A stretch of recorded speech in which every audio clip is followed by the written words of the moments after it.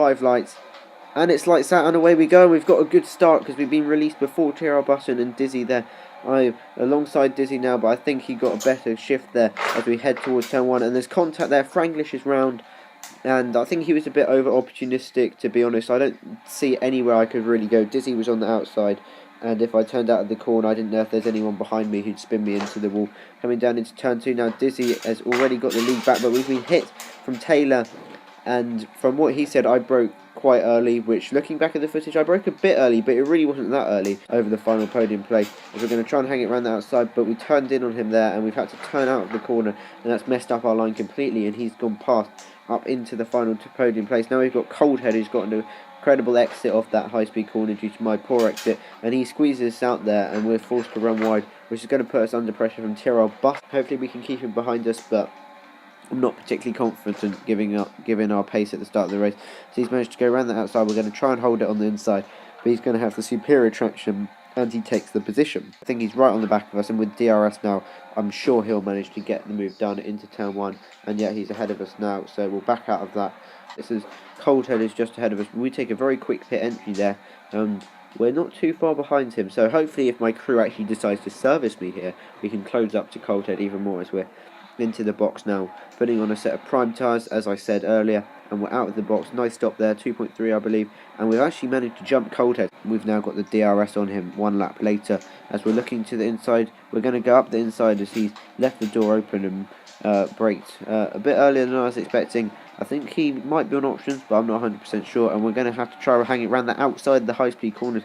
We're going to leave him a lot of room there in case he understeers into us, but we've managed to get a good line through there, but he's still on the inside. We're going to have to give him space through here, but I think we've got the move done, and that was a pretty good overtake if I do say so myself, ahead or behind of Coldhead, because I think that's the person we're racing, and he went for a 1 lap undercut, or maybe 2, but no, I think it was 1, but I think he's on the primes for this last stint, so it looks like we're going to be ahead, but no, he's right there, and we are actually just coming out behind, but as you can see, he is on the prime tyres. As we head towards the end of Sector 1 on lap 29, Cyril Hamilton just ahead, so despite pitting a lap later, he managed to come out in front of us, and Coldhead, now we're quite far back, but we've got the slipstream. I'm not sure what wings everyone's running. I was running 4-1 I believe, but we're going to go up the inside into turn 3 much later, much more confident on the brakes, and we get the move done. Behind Midget, and we're quite close, but I don't think we'll be able to try and move just yet, maybe into the high-speed left-hander. But he's broken quite early and left the door wide open. He slid out wide, and we take that position there up the inside, up into 4th place. And unfortunately we couldn't catch Hamilton, but he actually had a penalty, which means that we finished 3rd here in Austria. Hey guys, F1 Motion 26 here. Welcome to round 7 of AOR Season 11 Xbox One, and we're here for the British Grand Prix, my home race, one of my favourite tracks, and it's our 3rd race in F1. So coming to start our qualifying lap now, we've bottled our first attempt at the lap, so hopefully we can get this one done better. No, we can't. We've completely missed the apex for turn 1, but we've lost a lot of time there, to be honest, because we've lost 3 or 4 miles an hour through that corner, but we managed to hook up turn 3 and 4 quite nicely there, as we're getting a good exit now through the loop onto the Hanger Straight, the Wellington Straight, sorry, opening the DRS as we head down towards the end of the first sector. What's the sector time going to be? It's a 28.2, so that's pretty poor considering I was consistently doing 28.0s or maybe 27.9s in practice, so we need to make up some time throughout the rest of the lap as we get a good exit from Luffield if we want to be making it into the 1 minute 30 bracket. Obviously Dizzy Cupid is currently on pole. I don't think we'll be challenging him as we head into Cops now, clipping the apex nicely, carrying a lot of speed through that corner, 170 miles an hour, as we head through Maggots, Beckett's and Chapel, taking a good line through the first 2 and clipping the apex nicely of Chapel as well to get a good exit out onto the Hanger Straight, and we're actually only 6 tenths off Dizzy, or 8 tenths off Dizzy rather, as we head down towards Stowe. The braking board is gone there, but we still managed to nail that apex nicely and don't extend on the exit. So we're coming into the Vale chicane now, braking just after the 100 metre board. I choose to use second gear to get the car turned in nicely, try and let the car drift out wide, get on the power as early as possible through club corner and across the line, and the time is a 1 minute 31.0, which puts us 4th currently. And at the end of the session, unfortunately, Bigsy put in a very good lap to put him in 4th, so we dropped to 5th, which is actually our lowest qualifying position in AOR. So hopefully we can capitalise off the start, and it's time for the race.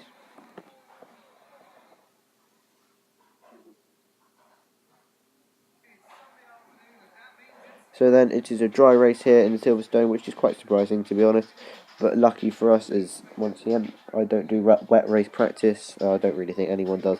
So as we head towards the grid now, and Oasis didn't set a time, and Taylor is in 11th, so not looking like he's got the pace this weekend. And Mariloso in 10th, Troy making a surprise appearance this week in 9th. And there you can see the top 6. Dizzy Cupid's getting pole by 7/10. But Lucky Dog isn't looking as strong this week, qualifying down in 6th position, as the game is telling us to do a 2-stop, and I agree with that. The 1-stop is potentially possible around here, but you will lose a lot of time. So the lights are coming on now.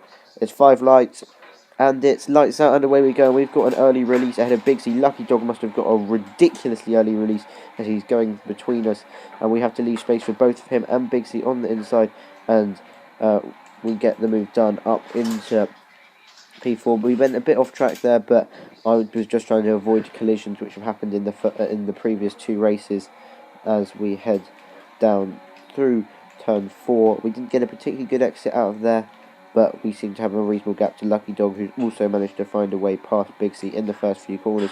So then Dizzy leads from Sierra Rosberg, Sierra Hamilton and myself as we head through Brooklyn for the first time. Rosberg is actually very quick around this track. In the F1 League race, which I didn't attend because my internet was playing up, he actually challenged Dizzy for the win, and I think Dizzy only won by like 3/10 or something. So I'm expecting to see a close race again as we run very wide through Cops, with maybe Sierra Hamilton. I'm not sure how quick he is without the line, but coming into Maggots and Beckett, and there's a car on the apex there, and we have very almost been wiped out as we cut the corner there, as we get a warning for no reason. But Dizzy's car has lagged onto the apex there, and we were extremely lucky that we didn't get wiped out as we head down towards Stowe. Luckily, we managed to keep Lucky Dog behind us as we missed the apex for Stowe. But yeah, I remember back to Canada where Mariloso got wiped out on Dizzy's lag car, so I decided to avoid him as we're going to take a replay of that in slow motion. So I just about see him at the last minute as we're turning into the corner, and I turn out of the corner. That was extremely close. I didn't know if he was going to become a ghost or not, so I had to avoid him, and we were extremely lucky there as we now head back to the action. Dizzy has lagged back into first place, and we remain in 4th, but we're now under a bit more pressure from Lucky Dog, and he's slipstreaming us as he heads down the inside into turn 1, but he's not close enough, and he backs out there.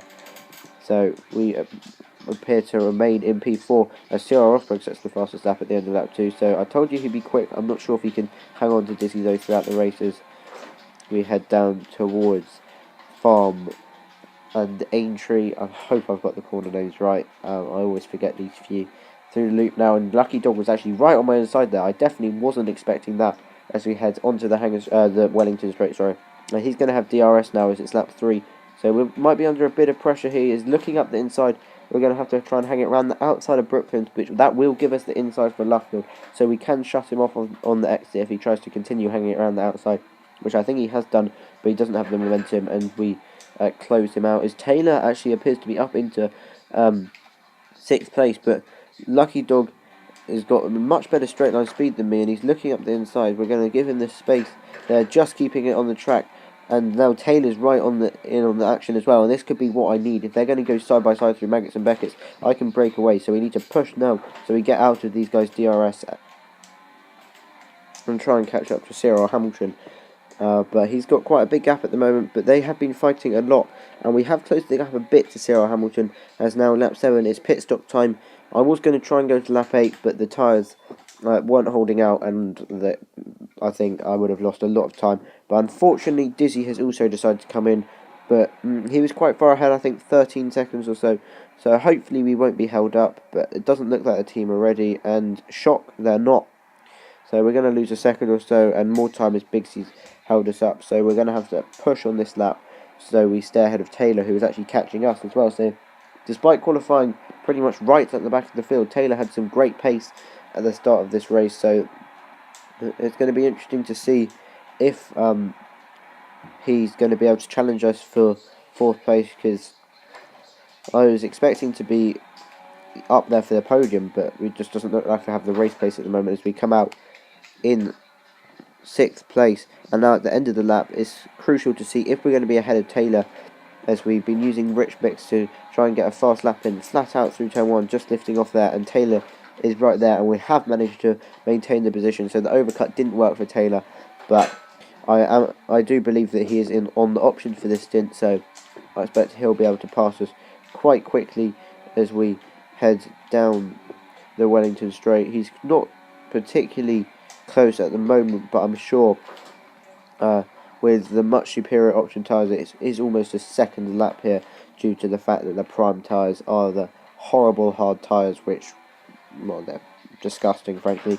So we're going to try and use these hard tyres for as much as possible. Look how much he's closed up already on the exit of Luffield, and I suspect he's running lower wings than us, as you can see in the slipstream coming towards Cox. We're going to try and hang it around the outside. I think we've been a bit too kind on how much room we've given him, and we've had to back out there as we've run off the track. But yeah, I don't think we've been aggressive enough in terms of how much room we've given drivers so far in this race. As you can see, he maintains the position there.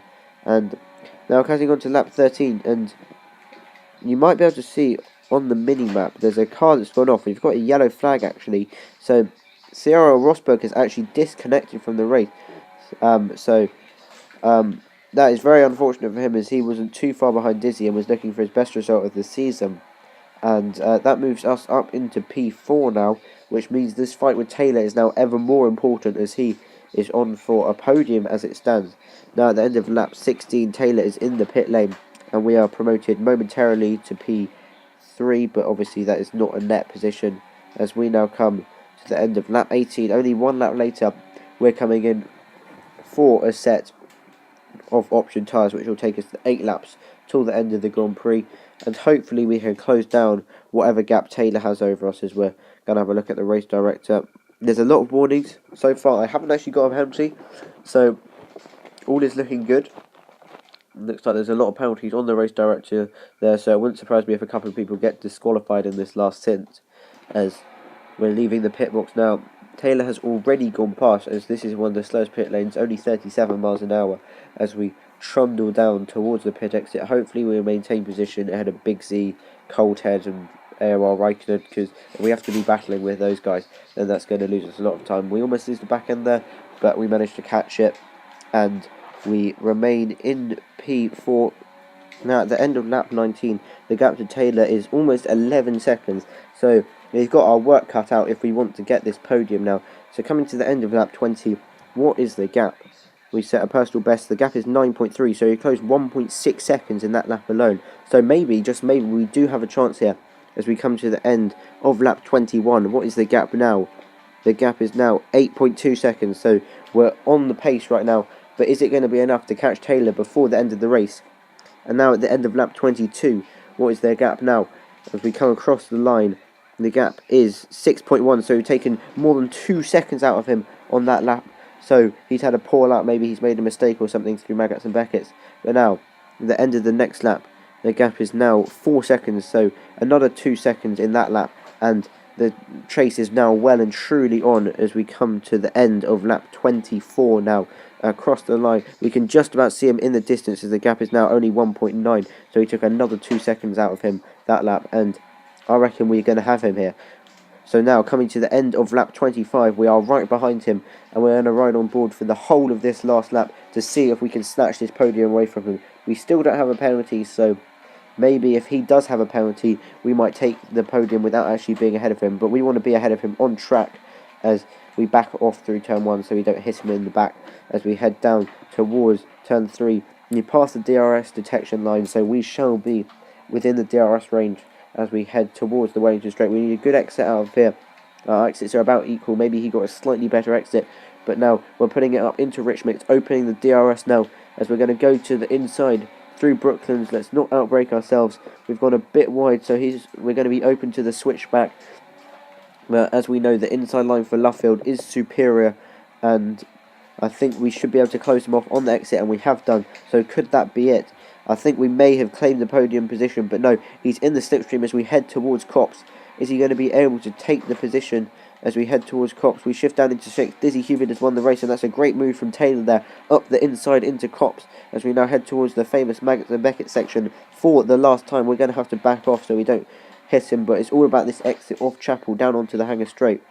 We've got a good run through there, and we're on the power early. We've closed up to Taylor a lot, as we've got the DRS open now in the slipstream. He's going to the outside. We're going to head to the inside in towards Stowe. The braking board's gone once again, but we hit our braking point nicely. We still have to give him space on the outside there. We think about closing him off, but he's still there. But now coming into the Vale chicane, he's still on the inside. But can we make this stick round the outside? And I think we've got a move done. He has lost the back end there, and we have taken the podium here in dramatic circumstances. And what a race that was. The last stint was incredible, just closing up on Taylor to take that podium. And Dizzy Cupid once again stands on top of the podium ahead of Cyril Hamilton and myself in third there. It was a great battle with Taylor. He did have 4 penalties anyway, so it didn't really make a difference that I overtook him, but it was still nice to do. As we will look at the full race result in a minute as we finish celebrating on the podium there. 3 Brits on the podium for the British Grand Prix, and let's have a look at the final race result. So Dizzy Cupid wins ahead of Cyril Hamilton, myself with Taylor in 4th, AOR Raikkonen taking home a good result in 5th, well with Oasis in 6th, Lucky Dog only finishing in 7th place here in Britain, so his championship charge has really taken a dent. And that was a great battle, a great race, and after that race I'm up into 5th in the Drivers' Championship. So thanks for watching, guys. I'll see you very soon for the Hungarian Grand Prix. Goodbye.